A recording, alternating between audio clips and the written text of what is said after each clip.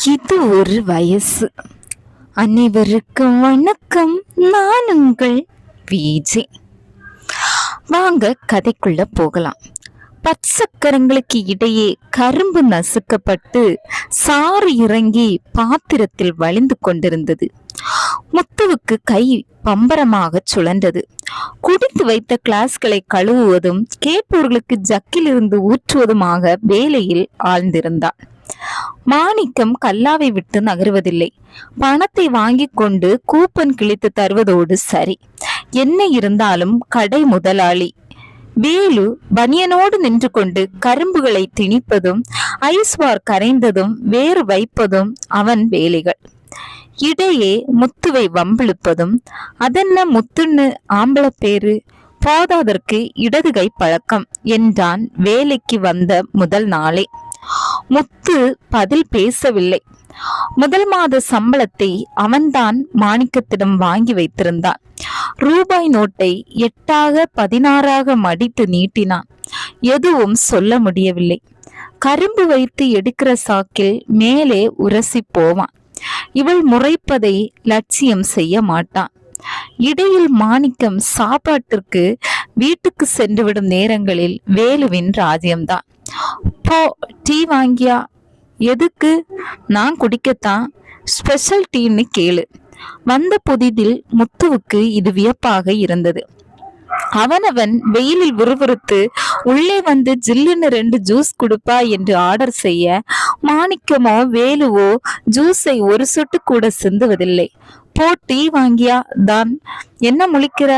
கரும்பு சாறு குடிக்காம டீக்கு அலையறோம்னா இந்த ஜூஸ மனுஷன் குடிப்பான என்று வேலு ஒரு தடவை பெரிதாக சிரித்தான். மாதம் 150 ரூபாய் என்பது முத்துவை பொறுத்தவரை மிகப்பெரிய தொகை. என்னென்னவோ செய்யலாம், இழக்க விரும்பவில்லை. இதை புரிந்து வைத்திருப்பதாலோ என்னவோ சமீபமாய் வேலுவின் எல்லைகள் விஸ்தீரணம் அடைந்தன. குறிப்பாய் மாணிக்கம் இல்லாத நேரங்கள். ஐஸ் கட்டியை எடுத்துட்டு ஃபுல் ஜூஸா குடிக்கிறியா? வேணாம். அட சும்மா குடிப்பியா? வேணாம். சரி, ஜூஸ் வேணாம். என்னோட சினிமாவுக்கு வரியா? ரஜினி படம். வரல. அட என்ன பிள்ளை, எதுலயும் ஆசை இல்லாம?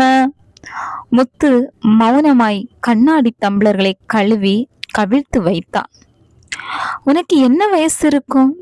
இந்த கேள்வி இவனுக்கு அனாவசியம் என்பது போல வேறு பக்கம் பார்த்து கொண்டிருந்தான். பக்கத்தில் வெப்ப மூச்சு பட்டது.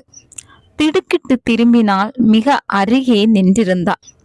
உனக்கு எதுவுமே புரியாதா? இல்ல நடிக்கிறியா? முத்து சட்டென்று பலகையை உயர்த்தி வெளியே வந்து நின்றான். அதே நேரம் யாரோ சாறு அருந்த வரவும் வேலு அவனிடத்திற்கு நகர்ந்து போய்விட்டான்.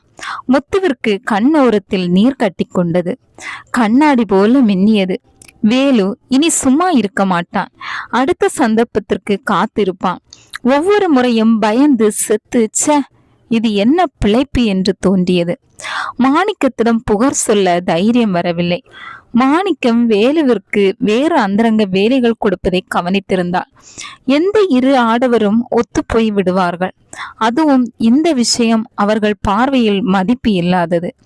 அப்படி என்ன இழக்கப் போகிறாய் என்று கேட்பார்கள்.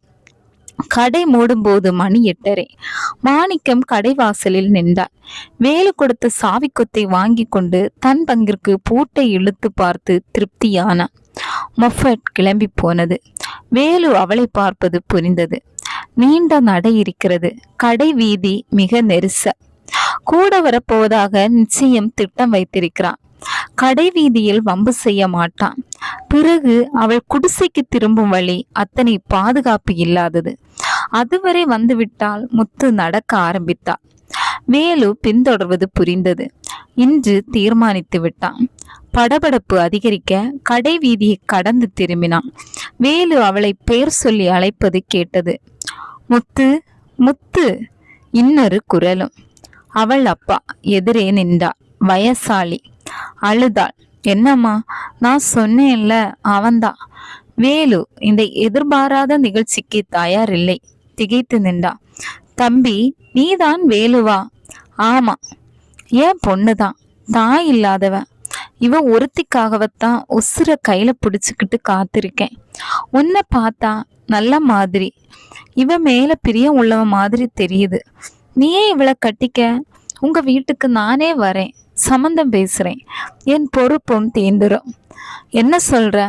எளிமையாய் நிதானமாய் பேசினா. வேலுவிற்கு வியத்தது. இரைச்சல் இல்லை, மிரட்டல் இல்லை, நேரடியாய் ஒரு வேண்டுகோள். நான் யோசிச்சு சொல்றேன். சரிப்பா, நல்ல பதிலா சொல்லு. போயிட்டு வரியா? நீ வாமா.